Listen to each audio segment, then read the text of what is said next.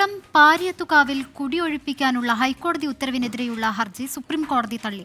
കാളിക്കുട്ടിയമ്മ, തങ്കമ്മ രാജു എന്നിവർ നൽകിയ അപ്പീലാണ് തള്ളിയത്. ഇന്ന് കുടിയൊഴിപ്പിക്കൽ നടപടികൾ നടത്താതെ അഭിഭാഷക കമ്മീഷൻ മടങ്ങിയിരുന്നു. വിവരങ്ങൾ ഡൽഹിയിൽ നിന്ന് അച്യുതൻ നൽകും. Achuthan, good evening. ഹർജിക്കാർക്ക് ഇപ്പോൾ തിരിച്ചടിയാണ്.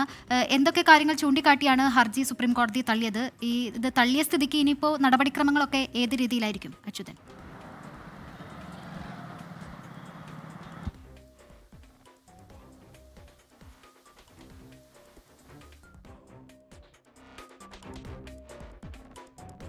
പരിയത്തുകാവ് കോളനി ഉള്ളത്. ഇതിൽ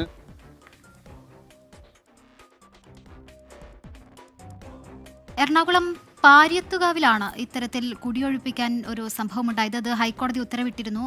അതിനെതിരെയുള്ള ഹർജി സുപ്രീം കോടതി ഇപ്പോൾ തള്ളി എന്നുള്ള വാർത്ത വരുന്നുണ്ട്. കാളിക്കുട്ടിയമ്മ, തങ്കമ്മ രാജു എന്നിവരാണ് അപ്പീൽ നൽകിയത്. ആ അപ്പീലാണ് സുപ്രീം കോടതി തള്ളിയത്. ഇന്ന് കുടിയൊഴിപ്പിക്കൽ നടപടികളൊക്കെ നടത്താൻ വേണ്ടി അഭിഭാഷക കമ്മീഷൻ വന്നിരുന്നു. പക്ഷേ അത് നടത്താതെ അഭിഭാഷക കമ്മീഷൻ മടങ്ങുകയും ചെയ്തിരുന്നു. ആ ഒരു സാഹചര്യത്തിലാണ് ഇപ്പോൾ ഹൈക്കോടതി ഉത്തരവിനെതിരായ ഹർജി സുപ്രീം കോടതി തള്ളി എന്നുള്ള വാർത്ത വരുന്നത്. അച്യുതൻ തുടരുന്നുണ്ട് എന്നാണ് അറിയാൻ കഴിയുന്നത്. അച്യുതൻ, വിവരങ്ങൾ പറയൂ. ശ്രീനിത, ഈ 19 ഏക്കറോളം വരുന്ന സർക്കാർ പുറമ്പോക്ക് ഭൂമിയിലെ 2.5 ഏക്കറോളം വരുന്ന ഭാഗത്താണ് ഈ തർക്കം നിലനിൽക്കുന്ന പരിയത്തുകാവ് കോളനി ഉള്ളത്. അവിടെ ഈ 10 വർഷത്തിലേറെ 8 കുടുംബങ്ങളാണുള്ളത്.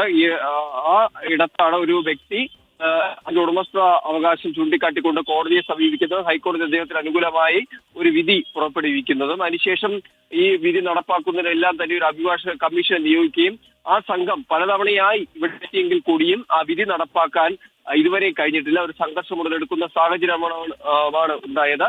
അതിനെതിരെയായിരുന്നു, ഹൈക്കോടതി വിധിക്കെതിരെയായിരുന്നു സുപ്രീം കോടതിയിൽ ഈ ഹർജി നൽകിയത്. കാളിക്കുട്ടിയമ്മ, തങ്കമ്മ രാജു എന്നിവരാണ് ഈ ഹർജി നൽകിയത്. പക്ഷേ ആവശ്യം സുപ്രീം കോടതി തള്ളുകയാണ് ചെയ്തത്. ജസ്റ്റിസ് SVN ഭാട്ടി, പങ്കജ് മിത്തൽ എന്നിവരുടെ ബെഞ്ചിന്റേതാണ് ആ നടപടി. അതായത് ഹൈക്കോടതിയുടെ വിധിയിൽ ഇടപെടാനാകില്ല എന്ന് ചൂണ്ടിക്കാട്ടിക്കൊണ്ടാണ് സുപ്രീം കോടതിയുടെ ഭാഗത്ത് നിന്ന് ഈ ഒരു നീക്കം ഉണ്ടായിരിക്കുന്നത്.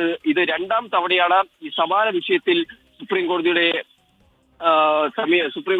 മുൻപാകെ ഈ ഹർജികൾ വരുന്നത്. എന്തായാലും അതിൽ സുപ്രീം കോടതി ഹൈക്കോടതിക്ക് അനുകൂലമായ ഒരു നിലപാടാണ് ഇപ്പോൾ സ്വീകരിച്ചിരിക്കുന്നത്. ശരി, ഡൽഹിയിൽ നിന്ന് ഈ വാർത്തയുമായി ബന്ധപ്പെട്ട വിശദാംശങ്ങൾ നൽകിയത് അച്യുതനാണ്.